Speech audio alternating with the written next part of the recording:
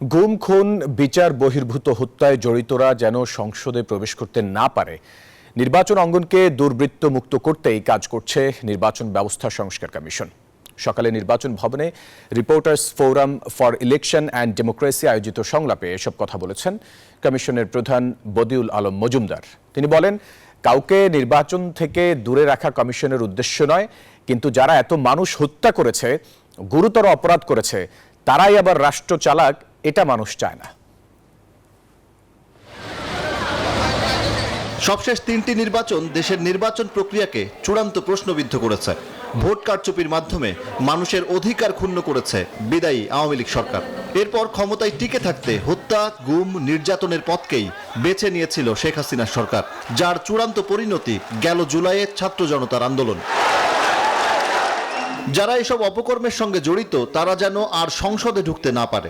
দেশের রাজনীতিকে দুর্বৃত্ত মুক্ত করারও প্রস্তাব দিয়েছে নির্বাচন ব্যবস্থা সংস্কার কমিশন। সকালে নির্বাচন নিয়ে কর্মরত গণমাধ্যম কর্মীদের সংগঠন আরএফইডি আয়োজিত সংলাপে এসব মন্তব্য করেছেন কমিশনের প্রধান বদিউল আলম মজুমদার।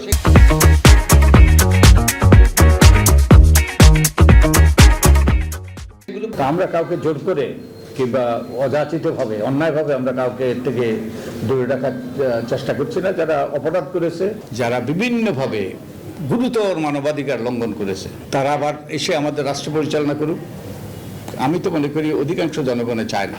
তিনি বলেন, দেশের নির্বাচন ও রাজনৈতিক প্রক্রিয়া আবারও সুস্থ ধারায় ফেরাতে কাজ করছে অন্তর্বর্তী সরকার।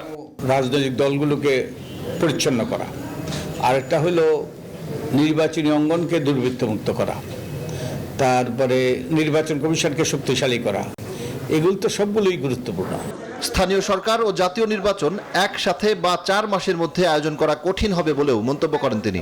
বলেন, কোন রাজনৈতিক দলের নিবন্ধন বাতিল করা হবে কিনা সেই সিদ্ধান্ত নেবে নির্বাচন কমিশন।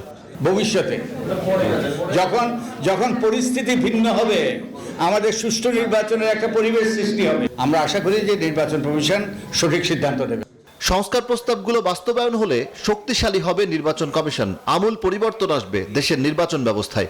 যদিও এক্ষেত্রে রাজনৈতিক দলগুলোর ঐকমত্য জরুরি বলেও মন্তব্য করেন তিনি। এগুলো গৃহীত হবে কি না হবে এটা নির্ভর করবে আমাদের রাজনৈতিক দল এবং সরকার। সজল দাস, নিউজ 24, ঢাকা।